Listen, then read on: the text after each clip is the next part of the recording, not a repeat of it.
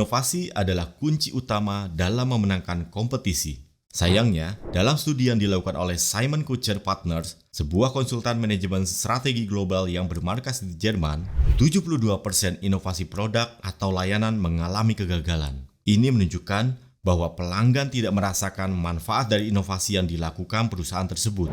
Berarti, kebanyakan inovasi hanyalah pertaruhan dan keberuntungan semata. Lantas, apa yang bisa kita lakukan agar keberhasilan inovasi menjadi lebih baik? Alexander Osterwalder, pengarang buku Business Model Generation, merekomendasikan kerangka kerja Value Proposition Canvas agar proses inovasi menjadi lebih terstruktur dan terarah. Pada tahun 2007, dua orang pemuda bernama Brian Chesky dan Joe Gebbia menyewa apartemen di kota San Francisco, namun mereka mengalami kesulitan membayar sewanya. Saat itu, di kota San Francisco, tengah diadakan sebuah konferensi bisnis yang besar, sehingga banyak peserta konferensi kesulitan mencari tempat menginap karena hotel-hotel telah terisi penuh.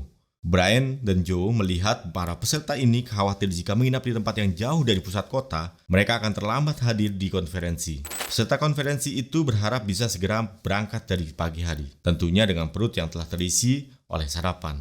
Melihat peluang dari masalah yang ada, dua pemuda itu memulai bisnis jasa penginapan untuk mendapatkan uang tambahan membayar sewa. Brian dan Joe menyewakan sebagian kamar di apartemen mereka, menyediakan kasur angin, dan menyediakan sarapan. Mereka mengiklankan layanan yang mereka berikan, sehingga berhasil menarik 3 peserta konferensi untuk menikmati jasa layanan mereka. Bertahun-tahun kemudian, bisnis mereka berkembang menjadi perusahaan raksasa yang lebih dari sekedar menyediakan kasur angin dan sarapan. Perusahaan ini kita kenal dengan nama Airbnb. Dari kesuksesan Airbnb tersebut, ada 2 aspek penting yang menjadi kunci utama inovasi mereka, yakni aspek pelanggan beserta kebutuhannya, dan aspek produk atau pelayanan yang menjawab kebutuhan tersebut. Inilah 2 bagian penting dari Value Proposition Canvas. Aspek pelanggan terdiri dari 3 elemen, Customer Jobs, Customer Pain, dan Customer Gain. Customer Jobs merupakan elemen yang membahas hal-hal yang dibutuhkan pelanggan. Di bagian ini, kita menganalisis hal-hal apa saja yang menjadi kebutuhan target pelanggan kita. Misalnya, kebutuhan tempat menginap, kebutuhan transportasi, kebutuhan mengirimkan paket atau dokumen. Elemen yang kedua adalah Customer Pain. Pada elemen ini, kita bisa menganalisis hal-hal yang tidak disukai atau berusaha dihindari pelanggan, seperti proses tawar-menawar yang rumit, sistem pembayaran yang tidak fleksibel, atau pelayanan tidak pasti.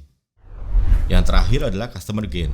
Ini merupakan elemen yang menganalisis keinginan-keinginan target pelanggan, seperti penginapan yang dekat dengan destinasi, kemudahan komunikasi dengan driver, atau kepastian posisi barang yang sedang dikirim.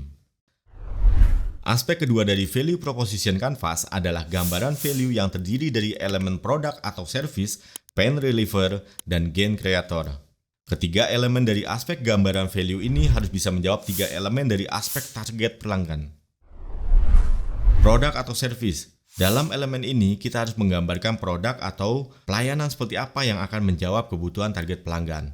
Contoh, layanan tempat menginap, jasa ekspedisi untuk pengiriman, layanan transportasi untuk mobilisasi. Dalam elemen yang kedua, pain reliever, kita perlu menggambarkan bagaimana produk kita bisa mengatasi masalah yang dihindari pelanggan. Contoh, harga yang lebih pasti, pilihan pembayaran yang bervariasi, atau pelayanan komplain dan return. Dalam elemen terakhir, gain creator, kita perlu menggambarkan fitur apa yang bisa kita tambahkan untuk meningkatkan kepuasan pelanggan. Seperti kamar dengan view objek wisata, fitur poin untuk mendapatkan diskon, atau fitur untuk melacak lokasi barang yang dikirim.